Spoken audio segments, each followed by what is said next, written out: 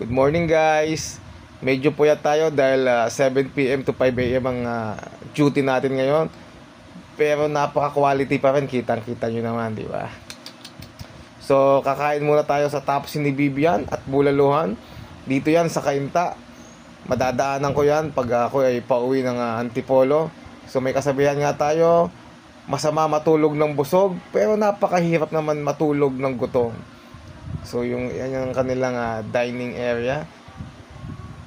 So, ang Tapsi ni Bibian pala nanalo sa challenge to ng Jessica So bilang pinakamasarap na tapsilog. So, winner talaga yung kanilang tapsilog dito, guys. So, naka-order na ako ng tapsilog.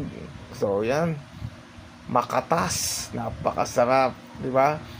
So, binanatan ko kagad yan. Siyempre, hindi na tayo dapat mag-aksaya ng panahon dahil lumiliwanag na. Kailangan makauwi din tayo ng maaga sa bahay para makatulog na rin. So, thank you sa panonood. Tandaan lang natin lagi, Uno Manalo Show sa Facebook and YouTube. Thank you guys. Enjoy watching.